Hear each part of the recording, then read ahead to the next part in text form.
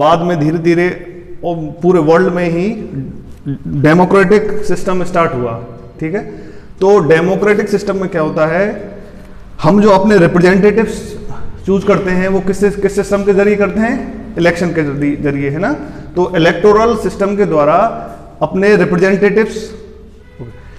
जो रिप्रेजेंटेटिव्स हैं हम सेलेक्ट करते हैं। ठीक है, तो ये जो रिप्रेजेंटेटिव्स होते हैं पर्टिकुलर एरिया में, ठीक है, इसके जो जैसे एक एरिया विशेष होता है उसका एक रिप्रेजेंटेटिव होगा, उसे इलेक्शन के द्वारा, ठीक है, हम इलेक्ट करेंगे और उसके बाद फिर वो हमारा रिप्रेजेंटेशन करता है।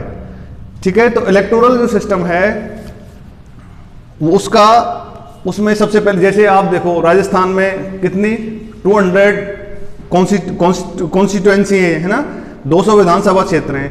तो 200 विधानसभा क्षेत्र में जिस पार्टी की मेजोरिटी होती है उसी का सीएम चुना जाता है। ठीक है, इसी तरह से लोकसभा में, है ना, लेजिस्लेटिव असेंबली में जो होता है तो उसमें भी क्या होता है, उसमें भी यही सिस्टम होता है ना। पूरी कंट्री से आपके 543 लोकसभा, कितनी लोकसभा सीटें 543 है ना, 543 जो हैं लोकसभा के रिप्रेजेंटेटिव्स हैं, उसमें से जिस पार्टी की मेजोरिटी होती है वही क्या बनता है, देश का पीएम बनता है।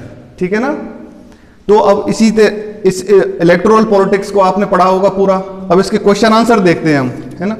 सबसे पहले जैसे हमें इसकी इलेक्शंस की जरूरत क्यों पड़ती है, ठीक है, क्योंकि इलेक्शन की जरूरत क्यों पड़ती है कि अपनी चॉइस के अकॉर्डिंग अपना रिप्रेजेंटेटिव चूज कर सकते हैं। ठीक है, और जो हमारी बात को आगे रख सके, है ना। और एक देखो, इलेक्शन से ही अगर हमें कोई रिप्रेजेंटेटिव्स है, कोई भी हमारा अगर जनप्रतिनिधि है, वो हमारी जो मांग है, जो हमारे हमसे किए हुए वादे हैं, पब्लिक से किए हुए वादों को अगर फुलफिल नहीं करता है तो आफ्टर 5 ईयर्स, है ना, 5 ईयर्स की टर्म होती है विधानसभा की भी और लोकसभा की भी, है ना। तो आफ्टर 5 ईयर्स हम अपने रिप्रेजेंटेटिव्स को इलेक्शन के माध्यम से ही उसे हम चेंज कर सकते हैं। ठीक है, तो ये तो हो गया कि why do we need elections, हमें इलेक्शंस की आवश्यकता क्यों होती है। उसके बाद है हु इज सेलेक्टेड। ठीक है, अब इलेक्शन में किसे चुना जाता है ना, तो वोटर्स के द्वारा, है ना। हमारा आर्टिकल 326 के तहत जो हमें वयस्क मताधिकार का उल्लेख किया गया है आर्टिकल 326 में, उसमें क्या है कि जो 18 वर्ष से ऊपर के जो बच्चे हैं, 18 वर्ष से ऊपर वोट डालने का अधिकार होता है सभी को, है ना। तो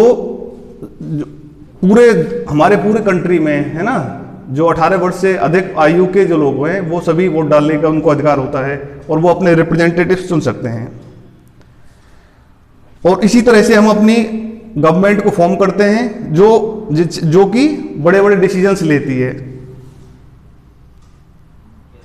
okay, what makes an election democratic. अब देखो, जैसे पहले जो थी वो मोनार्की सिस्टम था, जो एक तरह से राजशाही तंत्र था, है ना। उसमें जो था एक तरह से इक्वालिटी नहीं थी, सभी लोगों को समान अधिकार नहीं होते थे। लेकिन डेमोक्रेटिक सिस्टम में क्या होता है, सभी लोगों को इक्वल राइट्स होते हैं, है ना। सभी लोग को एजुकेशन में, है ना, और सभी चीज़ों में उनके साथ क्या होता है, एक तरह से इक्वल ट्रीटमेंट होता है ना, किसी के साथ कोई भेदभाव ना हो। तो इसी वजह से डेमोक्रेटिक सिस्टम को एक बेस्ट सिस्टम माना जाता है ना।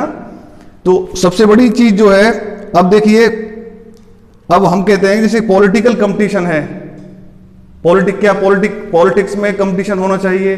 हाँ, तो पॉलिटिक्स में कंपटीशन भी, मतलब एक तरह से कहते हैं पॉलिटिक्स में कंपटीशन भी बहुत इंपॉर्टेंट होता है। जैसे आज के समय में कोई भी पार्टी है, अगर वो पावर में है ना, तो जो सेकंड पार्टी है, अपोजिशन का भी स्ट्रांग होना बहुत आवश्यक होता है।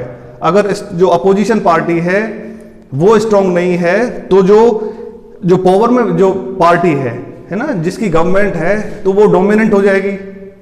अपने एक तरह से कहेंगे तो तानाशाही रूल उसका हो जाएगा, है ना, ऐसे डिसीजन। तो अगर ऐसे कोई भी डिसीजन गवर्नमेंट के द्वारा अनकॉन्स्टिट्यूशनल ना लिए जाएं, असंवैधानिक निर्णय ना लिए जाएं, या संविधान के खिलाफ ऐसे कोई भी डिसीजंस ना लिए जाएं गवर्नमेंट के द्वारा, तो उसे रोकने के लिए अपोजिशन, एक स्ट्रॉन्ग अपोजिशन की भी बहुत ज़रूरत होती है। ठीक है ना। तो पहली चीज हो गई कि why do we need electoral system, है ना, एंड हु इज इलेक्टेड, किसके द्वारा जो इलेक्ट किया जाता है ना इलेक्शंस में, कौन वोट, किसे वोट डालने का अधिकार होता है, who has the right to vote in elections, ठीक है, और रिप्रेजेंटेटिव्स का क्या रोल्स होता है, कितने रिप्रेजेंटेटिव्स होते हैं, ठीक है, तो ये सारा सिस्टम होता है। अब देखो पॉलिटिकल कंपटीशन के जो हैं वो क्या होता है कि जैसे एडवांटेज होते हैं उसी तरह से डिसएडवांटेज भी होते हैं, है ना, पॉलिटिकल जो कंपटीशन होता है।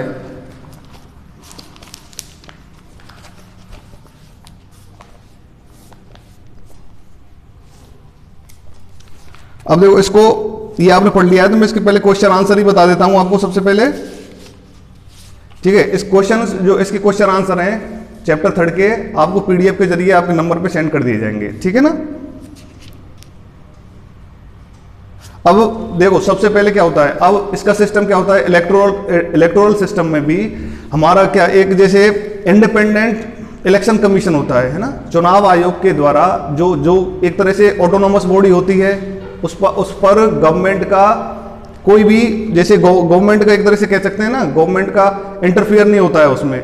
इलेक्शन कमीशन एक तरह से फेयर, जैसे इलेक्शन कमीशन जो होता है जो अपने कार्य है फेयर काम कर सके, किसी तरह का किसी भी पार्टी के दबाव में, प्रेशर में काम ना करे, इसीलिए संविधान में इलेक्शन जो चुनाव आयोग है उसको गठित किया गया था, ठीक है।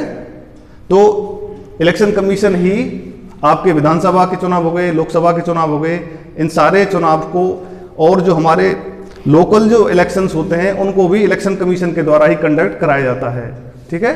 तो ये चीज भी याद रखनी है। अब इलेक्शन जो होते हैं उसकी टर्म क्या होती है, 5 इयर्स की टर्म होती है, लेकिन